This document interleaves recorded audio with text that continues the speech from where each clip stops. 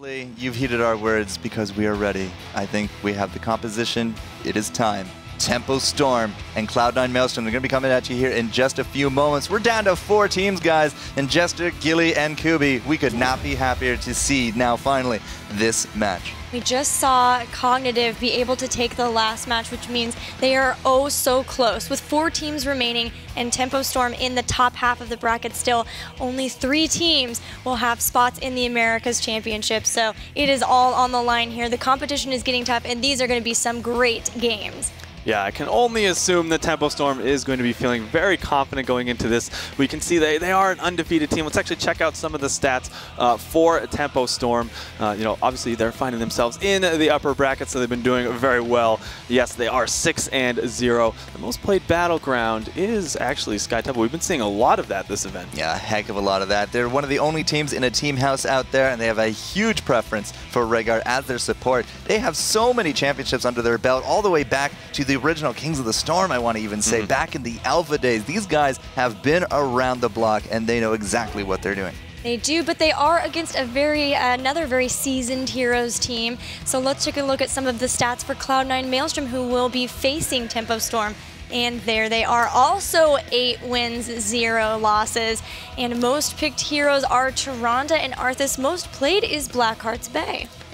Now, I gotta wonder, I mean, we saw these guys play at the Mayhem, where they took on the Heroes of the Dorm team of Cal Berkeley, and then, mysteriously, just what happened? Well, the Heroes of the Dorm joined the team. Fan joined Maelstrom after they got defeated by this team, and now, you know, we're going to have to see, is this the change that they needed to finally put a win over Tempo Storm? That is what we are going to determine, and we couldn't determine it without our sponsors. So as a quick thank you to them, you know, the Heroes of the Storm Road to BlizzCon is officially brought to you by our official hardware partners of Gigabyte and NVIDIA. Send them your love.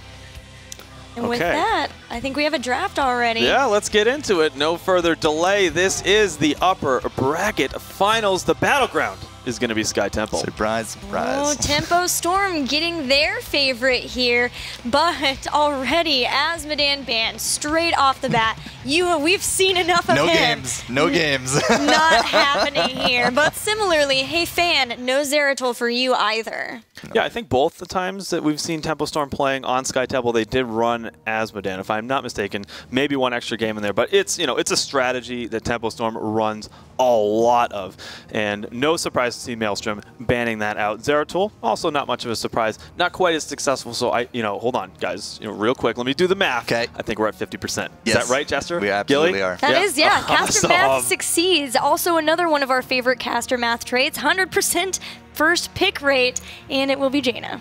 All right, so Kaeyoh is going to be the response. Tempo Storm only do get one more slot. Wouldn't be surprised to see a Rhaegar slotted into that, because they do not want to be falling into an unfavorable support, but they're actually going to prioritize out their warrior first with Mirrodin.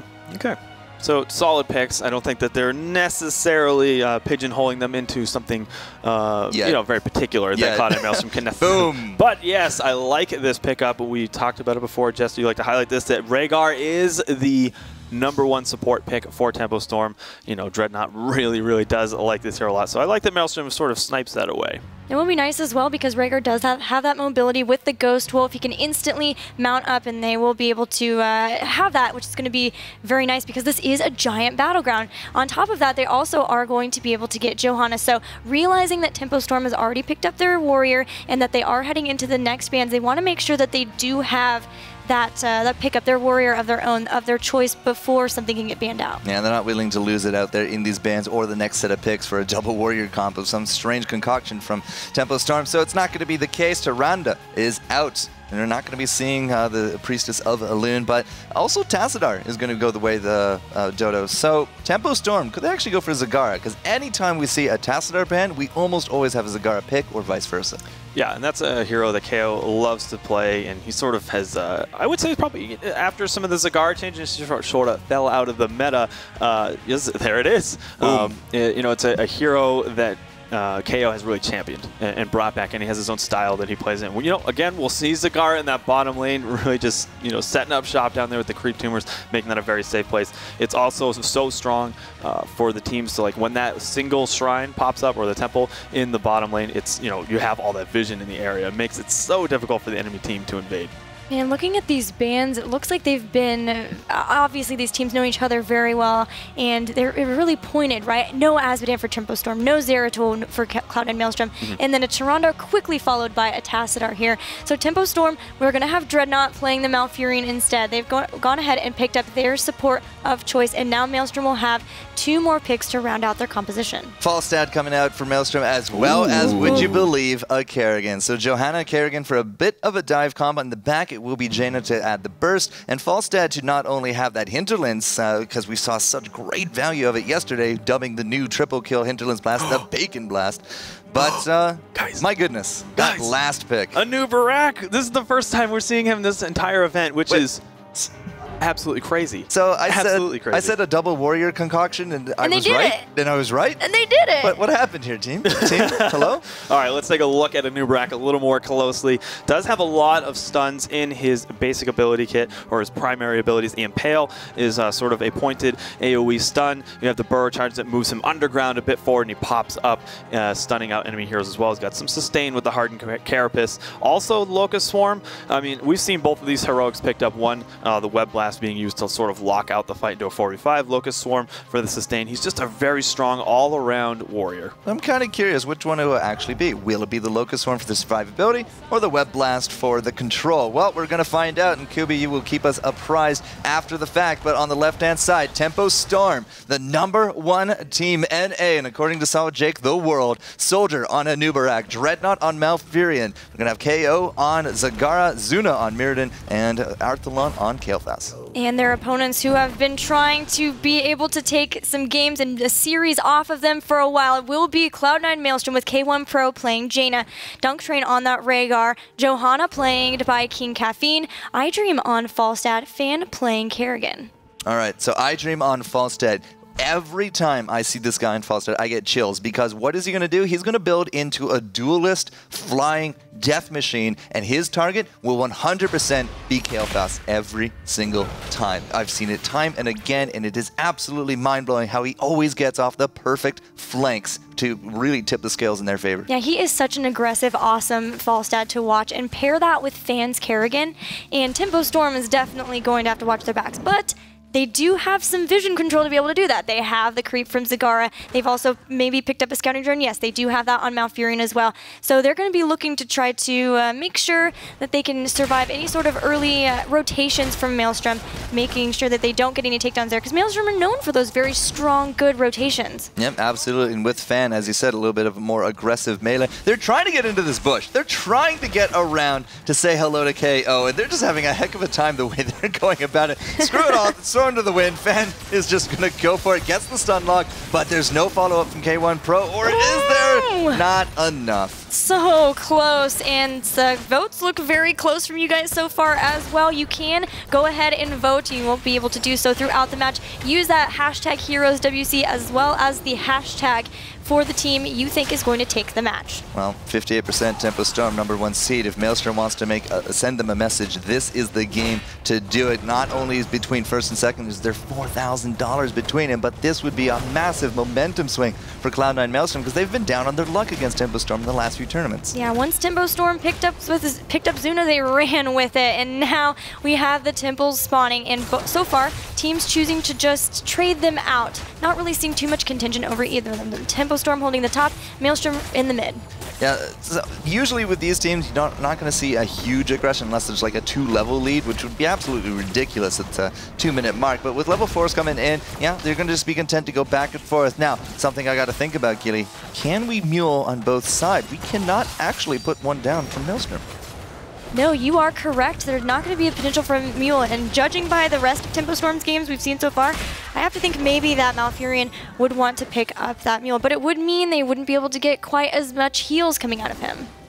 Absolutely true, but you know what's going to be kind of the concern here from Tempo Storm? Is it going to be the team fights, or is it going to be these objectives? Because those lasers from those obelisks really just start adding up, especially as time goes on. Triple tempo phase, late game, like 25, 26 minutes in, it's absolutely devastating. If you don't have anything to protect that core, well, you only need 2 in order to grab that win. And looking at the fact that they do have the Kael'thas makes me think maybe they will prioritize that Mule, knowing that they will be looking at wanting to get into the late game, get that Kaeyoh with that Ignite, and then from there, be able to just put out a ton of damage, have a ton of zone control too. But we do have level 4 talents, and do you see anything off the bat that tickles your fancy? Well, we've been seeing a lot of Jaina going from Frostbite into Blizzard for the range increase.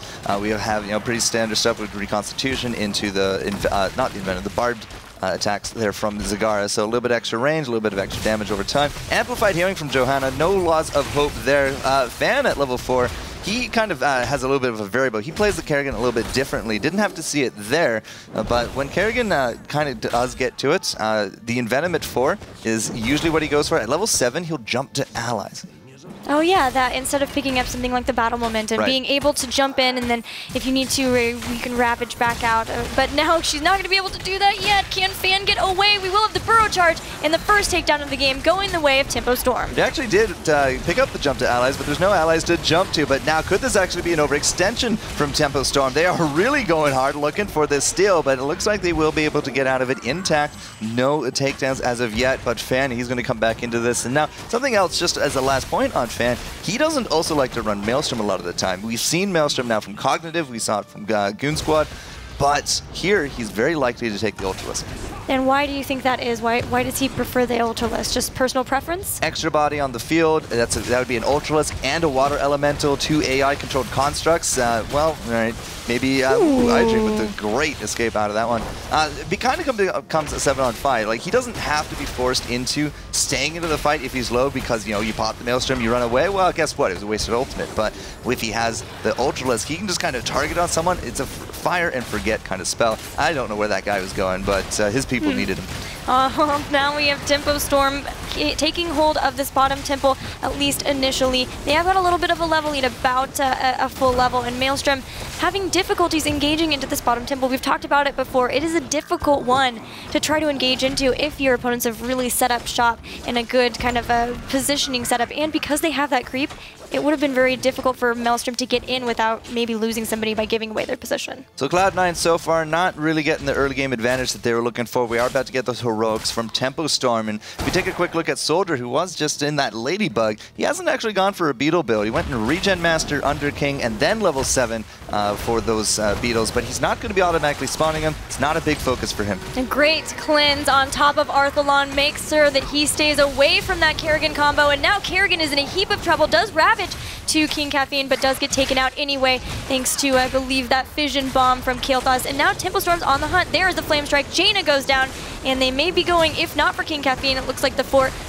Iron Skin protects her from the roots, but a great Impale means that we have a 3-0 pickup for Tempo Storm. Yeah, 3-0 on that, and as well for it. I mean, we still don't even have those heroics here from Maelstrom, but Tempo Storm is almost going to be level 12 by the end of this, and that's a good 2-level lead, and that's also going to be faring very well because for the next temple spawns, if they can hit 13 by the time that Maelstrom is finally struggling a little bit past 10, it's going to be a big advantage for these points. And Sean, we do have no death so far for Tempo Storm, and they've got Gathering Power on Kaeyoh, so he's really going to be ramping up those stacks, and that's going to mean a ton of damage for him once he gets that, especially once he gets in the later game. We cannot stress enough his power boost once he gets Impale, or Ignite. So it's not quite over for Maelstrom at this point. They did just get their heroics, Hinterland's Blast coming out, the Blessed Shield, Ancestral, and there's the Water Elemental, and there's the Ultralisk as well. When it comes to these team fights, there's going to be 7 bodies, more or less, just kind of clamoring around there for Cloud9 Maelstrom. And again, you put them on somebody, you fire forget, even they can even gang up. You're going to have to slow from the Water Elemental. The Ultralisk has splash damage, so in these bigger, compact team fights, you can get some pretty good value out of them. And, if Tempo Storm has to take time out of their busy schedule to put them down, well, guess what? You're not attacking the actual teammates of Cloud9 Maelstrom. So, a little bit of distractics, I think, is what Jake called it yesterday. At the same time, when left to their own devices, just like a Sylvanas, can do some pretty nasty damage. Well, we have the next Temple phase spawning, and in the bottom, Tempo Storm are going to be holding that. They already had a nice creep blanket spread out, so they are feeling confident being able to take that one. Maelstrom is going to hold the middle one, and because we do have, it looks like the middle fort falling, it's going to start working on the top one. So we do definitely have a structure advantage for Tempo Storm here, and that shows in the talents. They're ahead. They've got level 13. Maelstrom just about to hit 12. Ice Block, the chitinous plating. We also have, of course, the Thunder Strike coming back down as well. Flamethrower once more, and the Mutalisk as the kind of big go-to talents for Tempo Storm. They're pretty much on their money with these cookie-cutter builds, but, you know, Dread on that Malfurion, even if he takes any kind of big pressure from the Water Elemental and Jaina, from the Ultralisk and Kerrigan, he can just pop the Trank, throw down the Ice Block. Not much the opponents can do at that point. I really want to applaud Kaeyoh's creep spread because he didn't pick up that endless creep talent. He did go for the battle momentum, so he does have a lot more of those spawns. But still, that completely, from the bottom temple all the way up to the boss, and on each side, they've really got that great vision control, and they're able to see what exactly is happening. Now, there's not going to be a steal this time. Tempo Storm a little bit late to the party as Cloud9 do clean up their own bruisers. Still, they're not level 13, so Cloud9 still kind of skirting around the bushes. They're not looking for a fight yet. They want that talent before anything happens. The worst thing you can do is go down in like a 15 to 12 fight, a 14 to 12 fight, just when you're about to hit that talent tier. It could have made all the difference. And there we even have Zagara moving down in the bottom to once again make sure that those creep tumors stay spread out. But in the top, Tempo Storm has got a big push here. They've taken down a tower already in front of this keep, using that Phoenix to help zone Maelstrom back away. But Maelstrom, now they are caught back up. They've got the same talent tier at least, and maybe have a little bit of a window here to try to pick up a takedown from Tempo Storm. Surging Light coming out from our Rhaegar Jaina, likely to be going into the Ice Block, I want to say, but Static Charge, Static Shield for the Falstad. So again, like Falstad looking for those one-on-one situations with the Kael'thas, looking for those assassinations. He's built for that as well. Updraft at level 1 for the extra range, but gathering power if he can actually get a takedown. At the same time, first aid, Hinterland's Blast, and now the shield as well. You need these defensive talents if you want to go mage hunting. You definitely do, and Jaina, speaking of mages, still undecided on that level 13 talent, so maybe they are considering extra damage or maybe the Blizzard range as well, the Storm front. But they're just going to wait. It's like, am I in trouble? All right, I need a nice block. That could make that makes a lot of sense, or maybe they're going to need that extra damage to pick something up instead. Looks like it will be the Ice Block, so going for that safety. Unfortunately, Rhaegar not so safe, will be able to get away, and no takedowns for Tempo Storm. Yep, not yet. 15, almost 16 now here on the horizon. Tempo Storm once more is about to threaten that advantage, and Cloud9 Maelstrom just are not finding any of these engages very favorable to them, so they have been forced into a bit more of a passive game. Now, we talked about this earlier, and we've seen this on multiple occasions. There's no mule on either side today. Indeed, normally we do see it a whole bunch, and instead, no mule. So even Malfurion not choosing to grab it there. Tempo Storm picking up their level 16, holding the bottom temple, even going for this boss. Super, super aggressive, spreading out. They can afford to do so because they are up a talent tier, and you have to fear the Kael'thas. Hardened Focus, Blood for Blood, the Stone Form, do got that Ignite ready to go, and yeah, fear the Kael'thas, you will burn in righteous fire. And the double charges for our Hydralisks, now Mutalisks for Zagara, and that is a heck of an advantage going forward because, you know, Soldier, he's not really like the tank here. He's kind of playing it a little bit more loose. He has a little bit of the bugs. He does have the defensive options, but with that Locust and now with the Blood for Blood, you know he's going to be looking to try to get in there and just chunk down whoever he can. Well, Maelstrom left Falstad up at the top temple so that they could have him fly back in. So he is now ready for the fight. But in the meantime, Tempo Storm, between that temple and the boss, were able to take out that bottom keep. So that will be the first keep of the game. The top temple, though, did at least net Maelstrom the final fort for Tempo Storm. So they're not too far behind for structures. Yeah, and we are about to hit that level 16 mark. So Cloud9 will once again have that option of actually, you know, defending rather than trying to beat around the bush at this point. What are they going to take? Well, the Numbing Blast coming in, Blood for Blood there as well, and the others are just going to take a little bit of time. Overdrive for our Falstad, which kind of does fit again into the iDream build, but so far again, like I talk about the Falstad a lot, it's just, he needs to go out there, he needs to find that Kael'thas, needs to put him down. We've seen zero opportunity to really do that so far. Yeah, really, they've been using him for the objective control like we saw instead. He was sitting up there the entire time. Maybe we'll see that. Maybe we'll possibly have like an epic mount pickup at 20 that will really enable him to fly all over the place and possibly get some sort of pickup like that. Well, I'm glad you said epic mount because that's pretty much exactly what you're going to be looking for, because mobility as the name of the game, he already has the defensive talents, hint on his blast, he has the overdrive to empower everything. The epic mount definitely makes a lot of sense right there. At the same time as well, I mean, we're going to get into later and later temple phases, and being able to go from point A to point B very quickly is definitely a huge advantage on this map. Yeah, especially when we get to that possible 3 temple phase. We're still a little ways out from that, and we do have a keep already down for Maelstrom, and no mule to really kind of sustain to that point. So if Maelstrom can really get maybe a good team fight, take out some of the members of Tempo Storm right before a temple phase, that would really help them sort of get back in the structure game. Now, just trying to think, when will the next temples be spawning? It doesn't feel like that they're too far off at this point, but I can't exactly pin it down. The pause, the discussion, kind of just throwing me off a little bit. But we do got these bruisers. There's the temples, right? 30 seconds is going to be the big target right there. If Tempo Storm can take a fight, or at least a takedown right now, this could actually lead them into just an uncontested temple. Yeah, and we've seen Tempo Storm go straight to core in some pretty maybe dicey to us looking situations, but they're so decisive at knowing exactly when to go in. So that also could be a condition too. They've already got an open avenue to the core thanks to being able to take down that keep in the bottom. But now they're going to be moving back. They're going to posture very aggressively around this. They've got Soldier out in front to be able to kind of throw down any stuns, but they do know that Maelstrom are going to come in here. They have to. This is the time for them to do so, but Fan is so far front, and they will be able to cleanse him out of any sticky situations. My heart went pitter-patter right there, like so far forward with nobody. Like, they don't have a Divine Shield to fall back on at all. Could have absolutely been disastrous. Wouldn't have been the first time, actually, that Fan's kind of been caught like that in the late game either. But Zed, you know, we're looking at over half the shots now on this this tempo. Bottom keep is down. Mid is taking quite the beating. We still got those 5 shots in the end of it there as well. And Cloud9 just are not finding an avenue for engagement. They're trying to they really just want to try to get any number of shots to save them as much as possible. There goes the Blessed Shield into the Hinterland Blast, and Malfurion is melted, but so is Kerrigan. Even Johanna takes so much damage that she's eliminated, and she's a very, very tanky warrior. Keiwan Pro is now on the run. Even Falstad, an Icebox is going to go down, but Keiwan Pro's got to get out of here. Will get the Ancestral Heal from DunkTrain, but Tempo Storm is on the chase. These double warriors, stuns after stuns on this Jaina. Yeah, and K1 Pro's kind of running the wrong way at this point. She does not have that sprint anymore. She can't get it at level 13, and having double warriors go after you, and you took the wrong turn to Albuquerque, yeah, you are not going to be getting home safe and sound. So, you know, big credit to Cloud9 Maelstrom. They were able to take down Dread on that Malfurion as quick as they could, but it's double warriors, both of whom do not go down that easily. So even without the heals, Tempo Storm still able to command that engage. And with that Phoenix, they're going to be able to take down another keep. Only 1 keep remaining for Maelstrom, and it only has 1 tower defending it. So they're looking a little low on the structures here, but so far Tempo Storm not going to try to end it just here. Instead, they're going to steal a whole bunch of these mercenary camps, which have spawned up in the middle of all of this aggression. Should be about 1.5 to 2 minutes until we see the next temple phases spawn, but look at this Tempo Storm, 65%.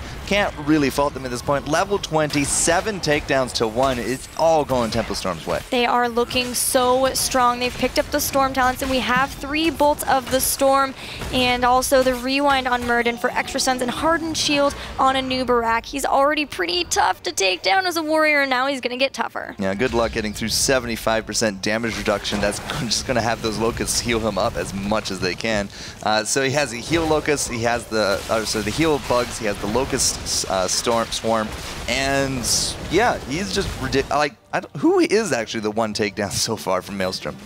I'm trying to remember. That was Malfurion. They were able to pick up Dreadnaught. So still nobody else power. Down. Yeah, exactly. Gathering power for Kael'thas has been untouched. He has not been taken out yet this game, and that means he is pushing out some serious damage. And I can't quite say the same though for iDream. He did actually go for the Gathering Power, and sure, the base 5% is great and all, but you really want to try ramping that up. And so far, with only the 1 takedown, and Falstad not exactly doing the job that I kind of expected iDream to be doing at this point. He hasn't gotten a huge amount of value out of, well, pretty much this entire match. Well, we do have temples about to spawn. We have the top and the mid, and we've got some options for Cloud9 Maelstrom. although they aren't 20, they're very close, and there's a boss up as well. So there's 3 different sort of objectives that they really can go for, but they do have a push, a mercenary push, pushing in against them on the top, and it looks like for now, Kerrigan's gonna have to go deal with that. Fan wanting to make sure these bruisers don't get anywhere near the core. Unfortunately for them, Tempo Storm are already on a temple. They are ready to try to take down this final keep. So even if they trade out temples at this point, I mean, there's still so much infrastructure for Tempo Storm. But, you know, I don't think Tempo Storm's just going to sit back and trade it 1 for 1. They're going to get as many shots here as they can, probably look for an engage, and if there's no engage to be had, they're just going to invade that top point. Because we're already so many shots emptied out of this mid. Even if we go straight top right now for Cloud9, there's going to be a lot of time to contest. Wow! The turnaround right there, Zuna got baited real hard from Fan. Yeah, Fan with that awesome blink, or Bolt of the Storm over, was able to secure that, or secure his lifeline, I guess. And now we do have KingCaffeine getting very, very low. iDream, Falstad going to throw out the Hinterland Blast, but a great Ice Block keeps Dreadnaught alive. There is the Zoning Phoenix, a Devouring Maw as well, and so many members so low. Jaina, I don't know how K1 Pro got away from that. A little confused that there wasn't a pause during that, because Falstad bot just not really hitting the targets that it really needed to. And as you saw, the one takedown, it is going to be the Kerrigan. And now, remember, there's temples up. We're actually still chasing Joanna off to the side of the map there as well. And Zuna and the King Squad, oh, that is it for Caffeine. He's not going to be getting out of this one. He will proc the Indestructible because we hit level 20 during that fight. But still, all you got to do is wait for it to go down. The heal coming out from the shield glare, but that is going to be her number. So the mid temple is done. Top temple is now going right through, and this is very likely the game, as this core is not going to survive a full tempo, especially without those defenders. Even if it's a 1% survivability rate at this point, Tempo Storm could just rush in and get this first win that they've been so desperately craving. Lasers are attacking the core. There goes the Phoenix. All the members that Tempo Storm have nearby are racing in for the end of game snapshot. And in this first game, Cloud9 Maelstrom will go down Tempo Storm with the victory. All right, so Kubi, I got some math for you right here. New Barak, 100% win rate. Yeah, I mean, why don't we see this hero more often? He is a great warrior, lots of stuns in the kit, and you can see, you know, Tempo Storm really showing why the double warrior composition is still very much alive and viable.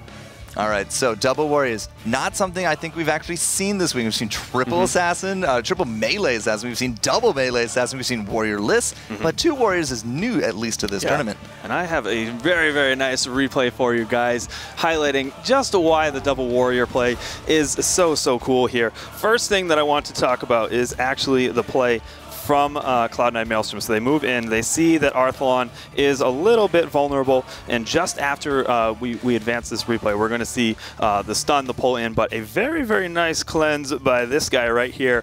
He's able to get Arthelon out of a lot of trouble. But what this ends up sort of moving into is actually a bit of an overextension. We're not going to advance it just yet because I'm going to get a little fancy on you guys. So don't freak out. Don't freak out just yet. Oh no! Oh no! we went too far. We went too far. Okay, all right. We're gonna try this one more time. Here we go. I'm scared. Yes, there we go. And then I don't know if it shows up that well, but we'll see. So we do have actually 2 supports moving in from this direction. So we have Boom.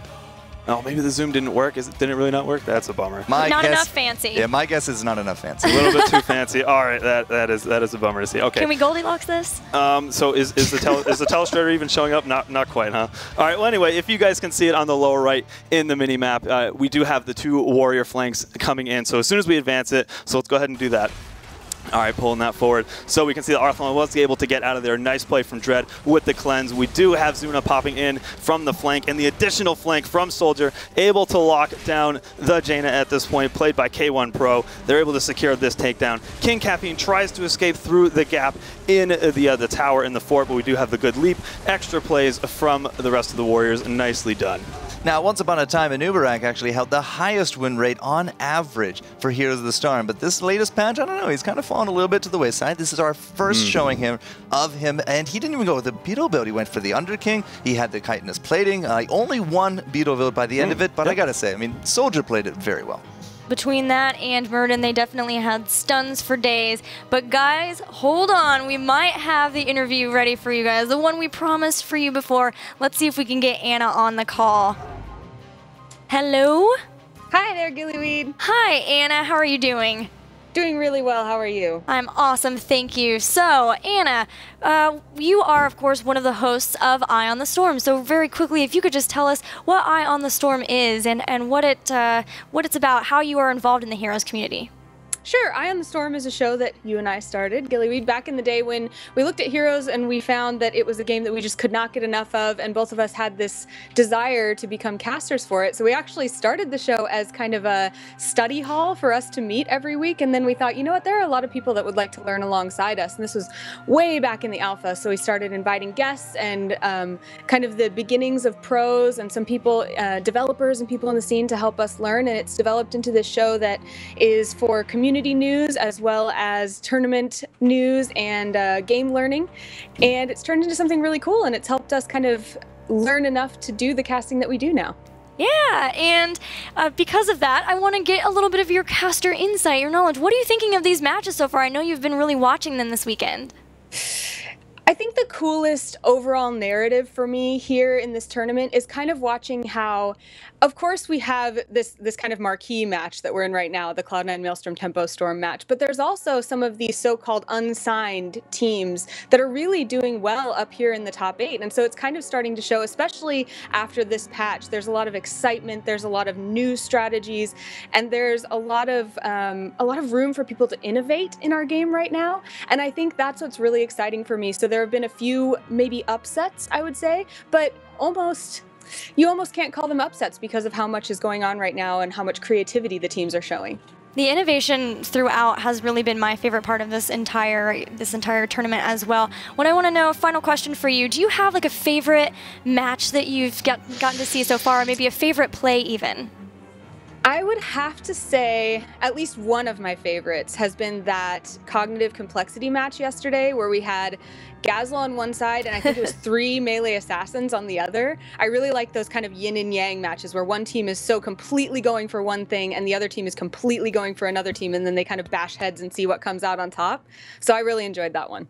Yeah, I think everybody's in agreement about how amazing it was to see those crazy combinations. But thank you so much, Anna. It's been awesome to have you on here. It's great to see you too, my friend. Have fun. Thank you. Bye.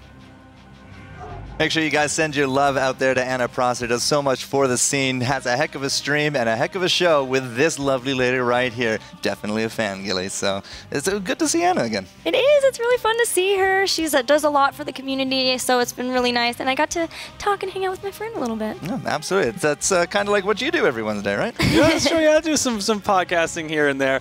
But guys, we need to say this because this is so important. Get over to heroesofthestorm.com so that you can sign up and play the game for free. If you are liking some of the plays you see today and you want to try them out, well, it's free to play, so get in there and try it out. All right, guys, enough's enough. We have a heck of a game, too, ready for you, which means we're going to take a quick break, set up for it, and when we return, Tempo Storm leading 1-0. Will history repeat itself? Will Maelstrom put a point on the board? We will find out in a few moments, so please join us. That would just be absolutely superb. See you then.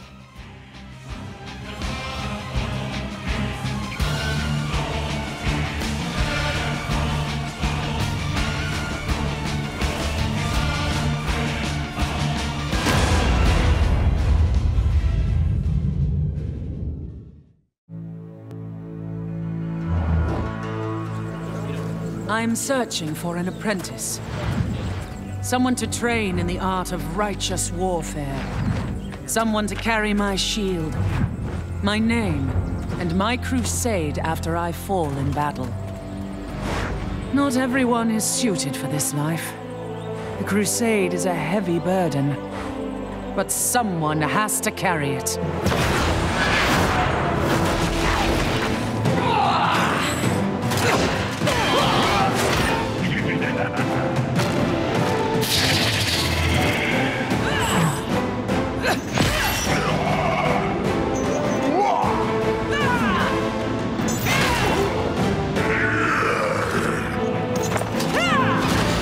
My name is Johanna.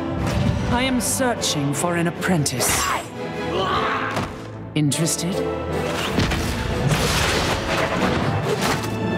The June Open, guarantees us regionals, which is one step closer to guaranteeing us a trip to BlizzCon to compete at the World Championship. Now that we've moved into the gaming house and that we all live here and we do this professionally, it's such a big part of our lives that, you know, we're always talking about the game. We're always doing something involving the game. We always knew that we wanted a house, so it was just something we really wanted to plan for and be in one day.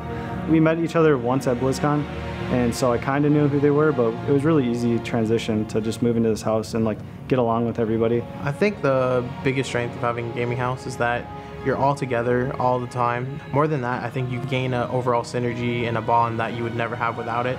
Professional gaming is my dream, always has been.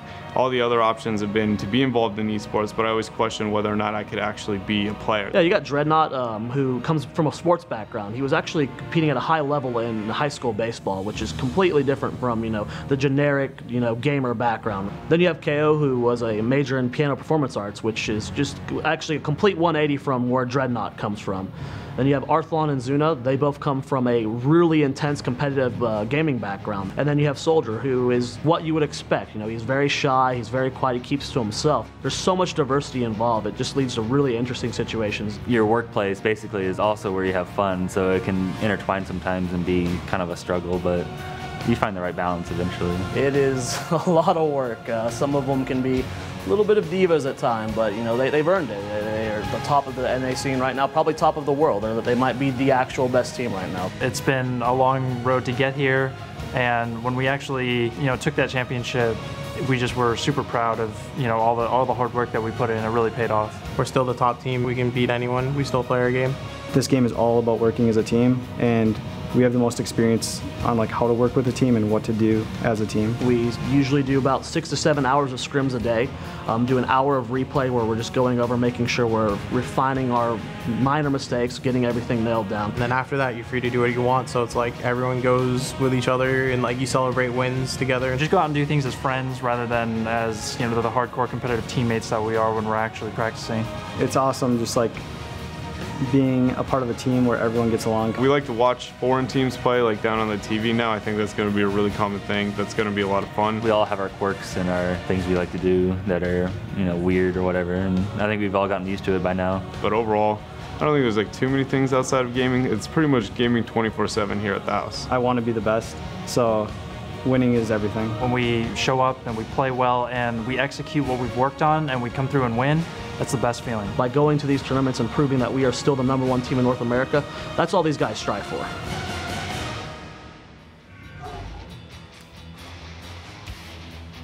All right, ladies and gentlemen, we are back, and wow, like that video, a little bit of a sneak peek into the Tempo Storm house. That Dreadnaught just stared into my soul. I think I'm in love. Oh yeah, are you? Maybe a little bit. Well, who wouldn't be in love with that play? He's been a fantastic support this entire time. I just, he's amazing. Yeah, we also got to hear a little bit from their manager too, Mr. Zoya, who also happens to be doing some of the observing in the background. So a very, very talented man, you know, doing all of this at once. So kudos to him for that. Right. So any complaints about the observing, care of Zoya at Tempo Storm House. But no, you know, these guys have been doing good. We got Miwa back there as well. So the tag team duo, you guys have been seeing those shots, the zoom-ins and everything else. It's all thanks to them. So send them a little bit of love there out there onto the social media. But still, Tempo Storm is up 1-0. This is a pretty expected result from a lot of people, Gilly. But can Maelstrom bring this back? Maelstrom can definitely bring it back. They can do it, and I really want to see a Game 3. I want to have a best-of-3 match go all the way to Game 3, and we have a draft ready to see what they will pick up in order to make that happen. All right, so Koobs, what's the map? What do you think? What are you thinking here? What am I thinking is going to be the map? So if you're trying to take something weird to Tempo Storm, I think it's got to be something that they're not very particularly experienced with. I think maybe a good chance would be maybe Blackhearts, but probably something new like Battlefield of Eternity, I think would be a really, really good choice. Okay, so as we are kind of going through the magic of production, I can tell you right now, Battlefield of Eternity, Koobie's right on the money, and he didn't even cheat because it's way over here on this side. Yes. So that is why he is the expert here. And as we get into it, remember, a little bit of a longer game. We've seen Maelstrom actually already win on the only other time this map was played. They have indeed. So let's hop over to the draft and let's see what they're going to grab on it.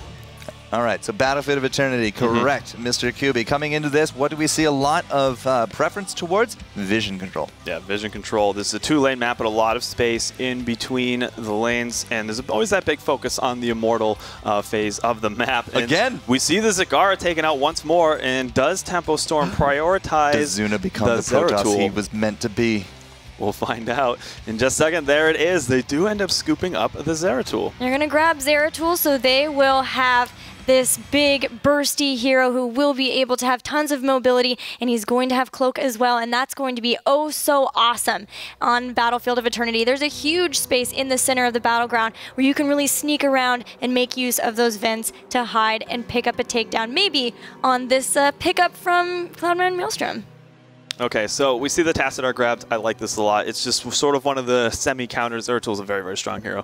The reason we see him banned so much. But you gotta, Maelstrom will take everything they can get to sort of counter this. I think Tassadar is a great start with the Oracle. You get the vision control, the shields to help with the burst damage. All, really good things to sort of pair up against Zeratul. And Tempo Storm is not willing to give up that Rhaegar twice in a row. So Dreadnaught's going to be very happy there on that fight dog as he comes into it. He does actually like to take Shadow Wolf at level 4 in some of these matches. Don't think we've seen it quite yet, but you never know. Vision control, if you get caught and you can throw down that Shadow Wolf, perhaps it could save your life.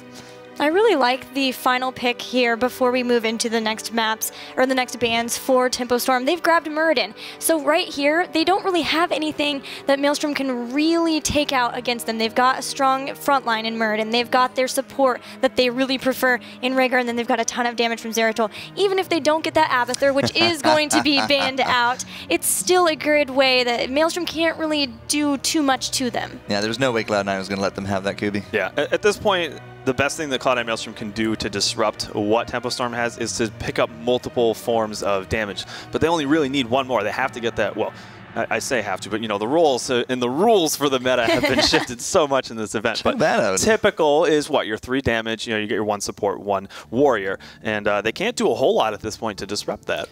Arthas as a ban. This is our first Arthas ban today. Well, this weekend, this year. Yep. Yeah, we'll have to see what the caster Matt says about that. Whether the Arthas ban nets them a win, or maybe the Johanna who's coming out from Maelstrom will be enough to make sure that Maelstrom gets the win. They've also, though, picked up a Nazebo. Oh, okay, we got the Nazebo back in there. Let's actually pull up his scorecard or his ability card so we can take a closer look at what makes him so unique. A hero we don't see get played too often. The Corpse Spiders can be thrown at a good distance and is constant unavoidable damage once it locks onto a target. The Zombie Wall can be paired up with a lot of other abilities to hold heroes down, to set up for other additional damage. Like Gargantuan has seen so much play and is just that constant threat in the backline because you can cast it at a good distance. All right, so Corpse Spiders has kind of become the big thing, as you mentioned. You throw them a long way, but you can even talent them out to have even more of them by the end of it, and then they can even leap at your face. I mean, spiders are scary enough, but when they're leaping spiders, oh my. But Nazebo will have a lot of zone control there in the mid. The Gargantuan will provide vision for him as well. But Tempo Storm, this is, they did this actually back in the Open last weekend. Not only Avala, but who do we got there, Gilly? We have the notorious Outlaw Tychus for the first time, I believe, this weekend. Let's take a look at Tychus. In there he is. He does so much damage with that Overkill, his first ability. And then also he does have that Frag Grenade, which kind of can move people toward them if they want to be able to get a takedown, or it can push them back if they're trying to get away.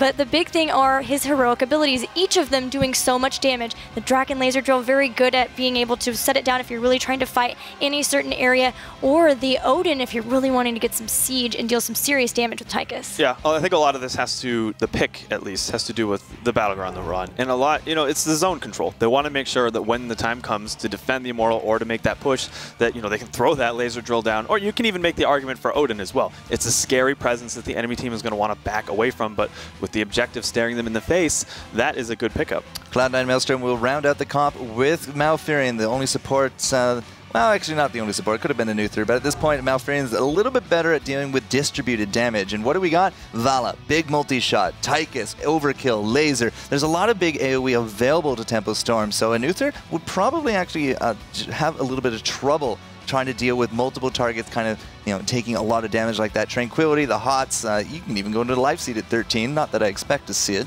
It can actually go a bigger distance than Uther in this regard. The big thing with Tychus's heroic abilities is that they can be kind of easy to just disengage from. You see the drill drop down, and you see the Odin, and the team can immediately say, okay, goodbye. But where Kubi was talking about, if you can use those when you have to defend or when you are ready to siege, then you can definitely, you can't get away from that. It's going to do some damage. But we are ready for the game, so let's hop into it. All right, Cubes, have fun with this replay. We'll have to see how Tychus fares, but on the left-hand side, Tempo Storm. Arthelon is going to be playing that notorious outlaw. We got Kaeyoh on Vala, Soldier on Murden, Dreadnaught on Rhaegar, and Zuna Zeratul. He absolutely adores the Zeratul. He does. Their opponents will be Cloud9 Maelstrom. They're down 1-0, and we've got Keiwan Pro playing Jaina, Fan on Tassadar, Johanna played by KingCaffeine, iDream playing Nazebo, and Malfurion will be played by DunkTrain. So it might sound a little strange, but on this map, especially since we have so much clashing in the middle of the battleground, Tychus can actually be very invaluable for chasing off opponents because he can move and run and gun at the same time. He can, and that's going to be very fearsome or fearful for Cloud9 Maelstrom, but we want to hear you guys' votes. We really want you to let us know who you think is going to win this match. This could be the match life, at least, for Maelstrom, as Tempo Storm are up 1-0. Use the hashtag HeroesWC and the team name you think is going to take the match. All right, so what kind of talents do we got? We are going to have that Immortal popping up in about 30 seconds or so. Vala setting herself up for the Hungering Arrow build. Rhaegar looks like she's very much interested in that chain heal, but iDream is a big target. Zuna as well, the counter roots is going to trade us out 1-for-1 as everybody bounces off each other. 1-for-1, and both teams being very aggressive here. Maelstrom only slightly ahead in the experience. Both teams really making sure they're soaking that experience. It's very important that they continue to do so throughout these Immortal fights, as they can take a while to take those Immortals down. So we'll see them bouncing back and forth, a lot of rotations into the mid and then out again into the lanes as the Immortals start to spawn. Now between DunkTrain here for Cloud9 as well as our Johanna, like Night Takes Pawn and Moonburn, that's actually a pretty decent amount of burst wave clear. Not that we're really going to be seeing, Malfurion kind of leaving fights to go clear the lanes, but when he does enter those lanes between the Night Takes Pawn and that Condemn and then the Moonburn, that's actually going to start cleaning up very nicely. Yeah, and you want to be able to clean those up as fast as possible if you are sitting in the middle of an Immortal fight. You want to be able to go out, just clear out the minions, get that experience, and then move right back in, making sure you aren't leaving teammates vulnerable around those Immortals. They have spawned, both of them very healthy. It looks like both teams kind of taking damage on their Immortals, choosing really to throw out the damage instead of defend at this point. All right, so level 3 each side. Looking for that level 4 advantage will slightly be achieved faster here from Maelstrom, but chip damage going down on top of these Immortals back and forth. Vala's going to come in at that Hungering Arrow, finds K1 Pro, Zuna as well. The tumble forward, the auto attacks aren't going to be enough despite the best efforts of KingCaffeine, and now all we got to do is take him down for a quick 2-0, but the last minute Iron Skin will keep him at bay. Oh, Zuna barely getting away as well because the rest of Maelstrom are here. DunkTrain taking so much damage, the zombie wall not quite catching any of the members of Tempo Storm, and everybody will be able to recover. Fan and Zuna kind of trading blows. That's not very nice. They're Protoss. They're supposed to be in solidarity. Yeah, but do you know the Protoss history? They were actually enemies for thousands of years. It's true. It's true. They are. So Arthelon here, he does have that overkill bonus at level 1. Level 4 is going to be the Melting Point. Now, I'm not entirely confident that Melting Point works on Immortals, but it's definitely going to be one of those bigger burst clearing abilities like we talked about with Moonburn, with Night Takes Pawn. You throw a Melting Point into a creep wave, and you can basically just be safe in the knowledge. You'll get the experience, and you don't have to be around to collect it. And it also does extra damage to structures as well, so that's going to definitely help when they start to push with those Immortals, being able to throw out a little bit of extra damage, take down some of the structures too. Now these Immortals are fairly even. We're not seeing one be too far ahead, although Beleth has been taken down enough that we have switched sides. So each team will have to venture a little bit further into their opponent's region, and Zuna is going to get away. Oh no, the moon fire comes down and secures the takedown on that Zeratul. Well, the Moonbird didn't help him, but that Elun's Grace at level 4 definitely did. Our DunkTrain is definitely happy that he got that talent there at level 4. Now, looking at these Immortals, not looking so high here for Tempo Storm. It is dropping relatively low, and there it is with that Psy Storm. It's going to have about a half a shield of hit points, a half hit points of shield. No matter which way you turn it, this is going to be a big push opportunity for Cloud9 Maelstrom. Yeah, and it looks like Ilarian or Belith will be moving down to the bottom lane, so that's where we're always also seeing a lot of Maelstrom set up as well. We do have Nazeebo up top. He is going to be soaking up experience. It's still very, very important, but they are going to be trying to take down these towers, maybe even push in a little bit, start putting damage on the fort. All right, level 7 is also about to come out here. As soon as one of those towers go down, maybe even a little bit earlier, as I said, Nazeebo up top. He is facing off against the Zeratul. 7 talents come in for both sides, but we still got a very healthy Immortal. The shield is gone through, but so is this gate. Cloud9 still putting the irons right there to that fort. This fort actually could go down at the 5-minute mark. Yeah, they're throwing a ton of damage on it, but Tempo Storm is trying to move in and push off the members of Maelstrom. They know that they can deal with Belith and have done so, and DunkTrain is going to be the focus of Tempo Storm's attacks. The Stormbolt goes down. Will they be able to pick him up? He's going to have heals. KingCaffeine trying to zone everyone off of him, and will be able to do so, and he will even get away too. So the teams just bounce off each other. They're going to regroup. It doesn't look like we have that fountain ready to go, so everyone's going to go back to the Hall of Storms. But what do we got at level 7? Static Charge for our Tassadar. That's a Gitbin for Nazeebo, so a little bit of range increases coming out for him. And Jaina picks up the Frost Armor.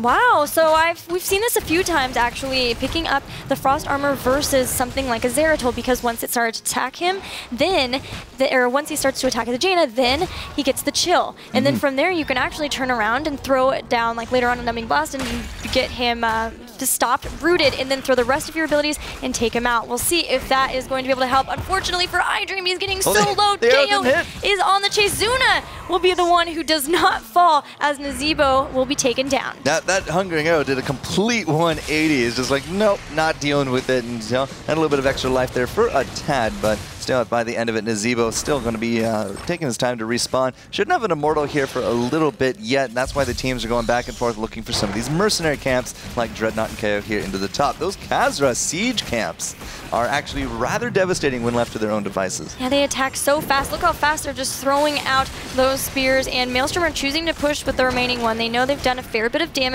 to the fort on bottom, and they're pretty much caught up in experience. So if they can get ahead, Zuna getting a little bit low here. I don't think you can do this, my friend. You gotta get out of there. Arthelon's gonna come in and take over. Yeah, Arthelon needs to get into there because the overkill will do so much better. But Zuna at the same time, I mean, he leashed them, he got them down low. It will be a quick pickup, but yeah, he couldn't have done that by himself. No, definitely not. Tempo Storm is going to start moving in toward this middle area with the Immortals. Maelstrom are trying to throw out their damage as quickly as possible. So right now they're focusing more on the offense, making sure to either force the change in position before Tempo Storm can start throwing a lot of damage on Belith as well. But Tempo Storm have their heroic abilities, and looks like they are going to maybe be able to pick up the Nazeebo. Yes, they will. iDream goes down. All right, so when you do have those heroics advantages, yeah, just use them up immediately. So now Nazeebo is out. Nazeebo, again, like, he's a big pickup. Not only can he soak out into those lanes, but he can throw spiders and toads and zombies and gargantuans into the middle, and anything it hits is going to grant you damage. It's a great, like, kind of big poking mechanism. But now with that man disadvantage, Cloud9 Maelstrom, I mean, sure, they are actually ticking away at the enemy Immortal, but now it's really starting to swing towards Tempo Storm. And Tempo Storm, well, Maelstrom know it too. They've tried to come and defend, but unfortunately for Keiwan Pro, he will go down. But Zuna is down as well, so 1 for 1 so far in this fight. Both teams have their heroic abilities. Muradin and Tychus solo. Tychus actually going to receive the Ancestral Heal just in the nick of time. Dreadnaught really focusing on keeping him alive, but unfortunately he run and guns straight into an Entangling Roots, and he will be taken out. Now, we talked about this a little bit earlier. Where was the laser? He doesn't have one. It's going to be the Odin that he's going to transform into a little bit later. So this is kind of a little bit more counterintuitive now as well, because Tychus, as I said, if he goes into a fight, he can actually chase you down with the overkill. But now in the Odin, if you start running away, he can't actually catch up to you very well. Yeah, he does have a couple of different abilities he can use. Rhaegar is going to be taken out here a little bit far forward, but at least with the Odin you can use things like the Stone Skin or Searing Attacks, those types of pickups if he were to do so, and that's a nice boost to being able to use those in that Odin form. Tempo Storm, though, they do have the Immortals very, very close, but they are having trouble being able to take out Belt, especially with their support down for a few more seconds. Yeah, the positioning of the Immortals is rather bothersome here for both sides, but you know, Cloud9 actually, because they got this positioning, they are going to grab that Immortal this round, and it's not going to be a heck of a shield, but still at 9 minutes in, it's going to be still a much stronger Immortal overall. So, you know, Arthelon with that Odin, not that laser, we'll have to see if that will pan out for him as well. I mean, a lot of the fights there in the mid, not probably going to be running away anyway, so the Odin could still get some big value. We just have yet to see it. And now we are going to have Belith pushing up top. The bottom fort is down for Tempo Storm.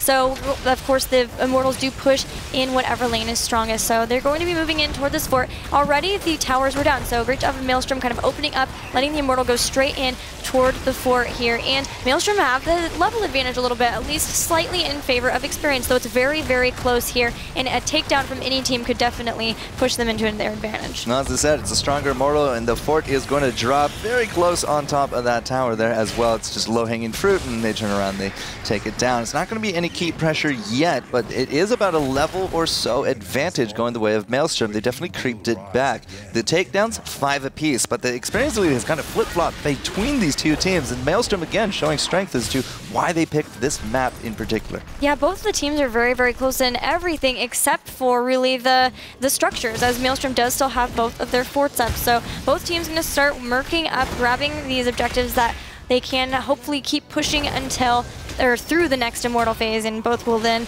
similarly rotate to try to defend those minions that are pushing against them. All right, level 13 is here for Maelstrom, just a little bit above their opponents, and going back and forth, sprint, ice block. Now, Fran is still undecided, although if I have to guess, it will be that ice block going forward. Tassadar is going to go into depressions, likely into the dimensional warp a little bit later on, and he's just going to be a big thorn in the side of Tempo Storm. Zooming around, throwing down his psionic storms as well, and being able to use that Archon and really get throwing out some splash damage too. So now Maelstrom pushing forward, going to be able to grab this tower and solidify their experience lead just a little bit more, but Tempo Storm also have their 13. Yes, they do, and that's going to be the Thunderburn. We got Relentless on Taika's, not a town that we've seen in a while, for a bit now. But we also got the Healing Surge coming in, the Spell Shield for Vala. It's been very popular here today. And now, Fran doesn't still know. He has to either be deciding between Shrink Ray, the Life Seed, or that Ice Block, but he just doesn't know. Oh, stuns on Johanna, but she's going to drop that Iron Skin, be able to become unstoppable for a bit and get away. Tempo Storm is now in a very favorable position. They've kind of pushed back Maelstrom for the most part, but they're going to choose to go for this Fallen Shaman camp in order to get it pushing while the Immortal fight's going on, and that's going to force Maelstrom to try to decide between defending or dealing damage to the Immortal, but instead they're going to go in for this fight. Void Prison is going to go down. The Tranquility immediately pops as well, and Zeratul is eliminated already. Yeah, the Void Prison was good, but unfortunately did not encompass all of the threats up against Zuna. And Zuna was basically on that point. He had to blink early, which basically worked immensely to the Maelstrom favor. Now, Arthelon, he did pop out that Odin, but not getting really a lot of it done. And now he's out again as well. Still going to be waiting to see the big value there, but the Immortals are up. We don't have that Zuna. We have used quite a few of those heroics. Dread is actually in the zombie donut, but he's going to be okay. He has that Ancestral ready to go, but now Soldier does not have that second lifeline. Yeah, they don't have that Ancestral Heal as well, so they have to play a little less or a little more passively and are going to back away. Now, Maelstrom have been able to drop Alarian's health bar to halfway, so they're going to switch positions and they're going to start working on him some more. Tempo Storm have got to get in here. They are going to start doing so, but they've got to drop this down or they're going to have a high shielded, high health, very scary demonic Immortal pushing in toward their structures. Now, thankfully, they did have some of those bruisers into the bottom. Jaina gets Goomba stomped, though, by Soldier, and still 65%, 35% split. I don't think that's really changed since we asked you guys to get out there. So still, it's the same ratio of people still out there supporting Tempo Storm and Maelstrom. Well, if you want to be able to vote, don't forget, just use the hashtag HeroesWC and the hashtag with the team name that you want to vote for. And boom, Vala goes down. A great entangling root's going to keep her in place. Can't vault away from that. Yeah, Zuna, he's going to be stealthed up in there. You know, they can see him, but they can't quite target him. And at this point, this defense is successful. Maelstrom will keep that demonic, and so they are starting to chip away again as well against the angelic. We have we have a little bit of a pause going forward, so we're going to give these guys a moment to figure out exactly what they need to do. But Battlefield of Eternity, this will be the third Immortal.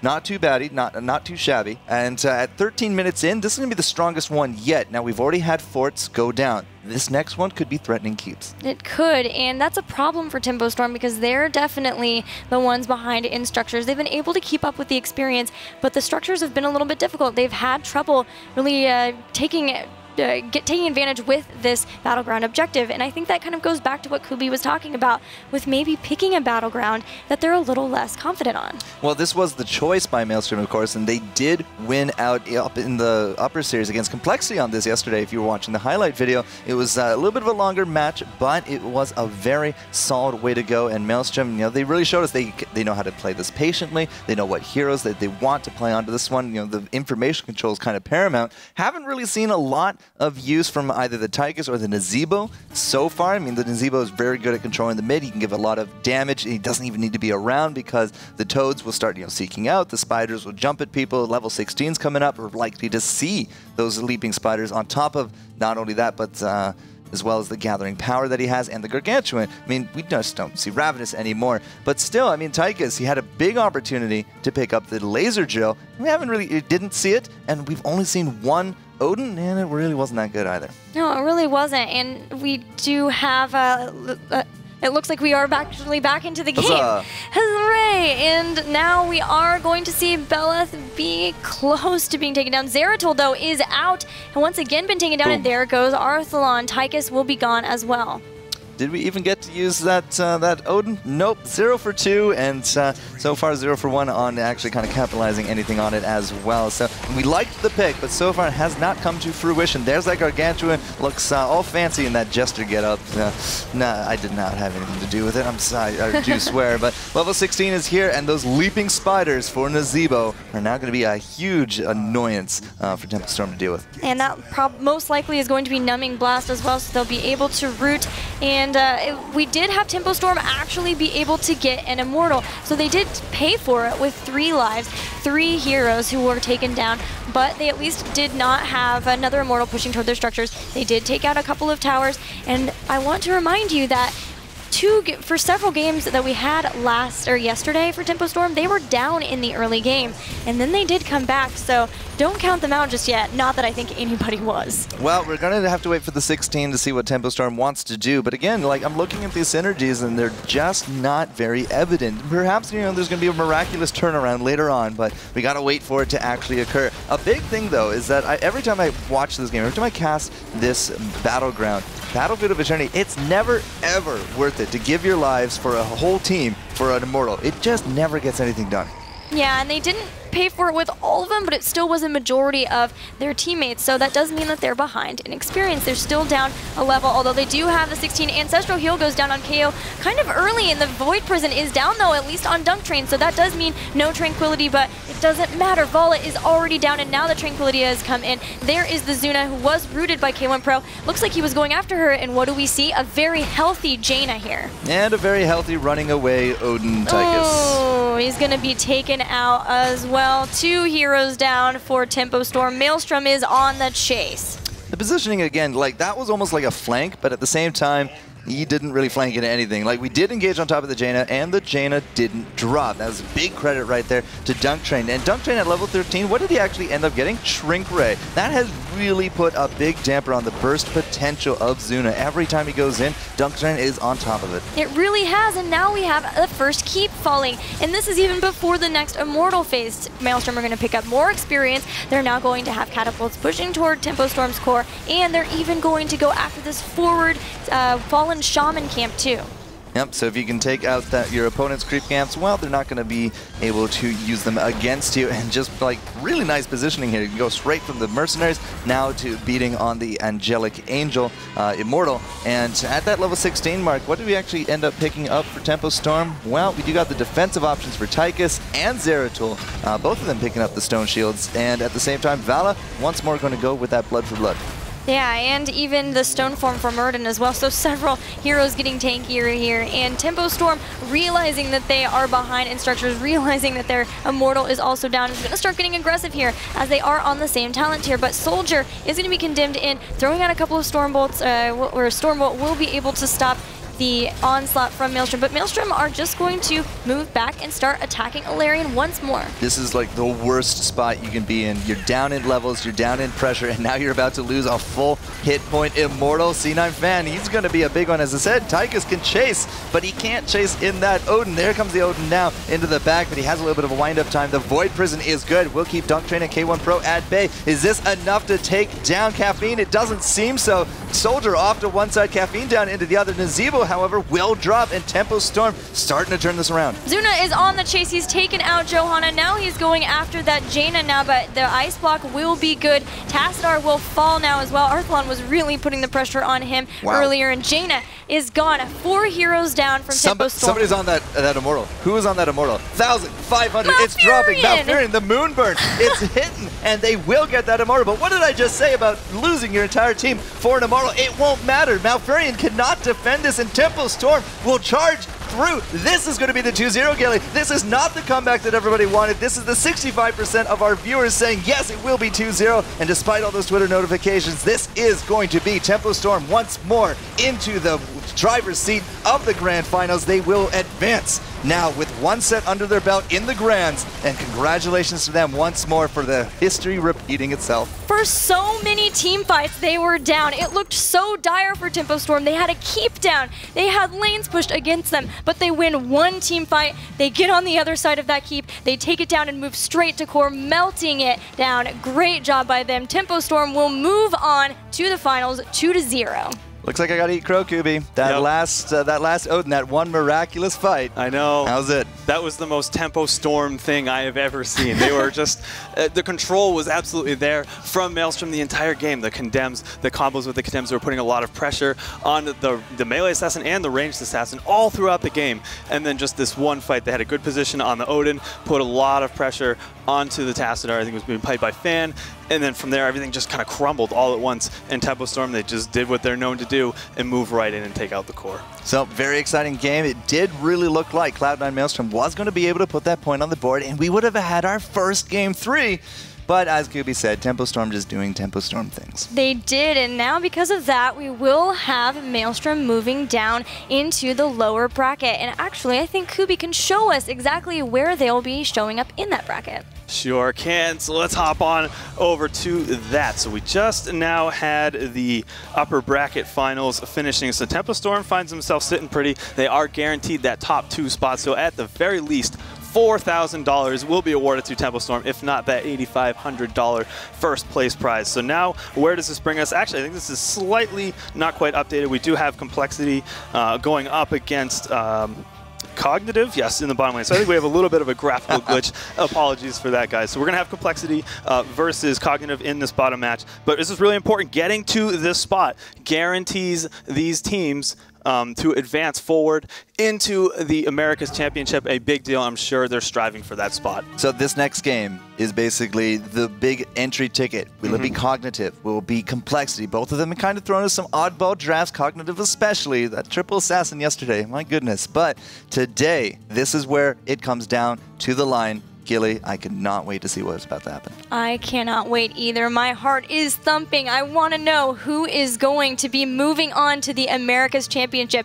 Will it be Complexity or will it be Cognitive? We know Maelstrom will be there. We know Tempo Storm will be there. It's that 3rd spot that we're waiting to see. All right, so get hyped, guys. We've now gone through the Titans. This is now going to be the upcoming, because one of these teams will move on to face off against Maelstrom and be guaranteed into the Americas Regionals coming up here in September. Go grab a buddy, go grab a drink, and relax, because when you come back, it's going to be full throttle as we return for the next game series. We'll see you guys in a few.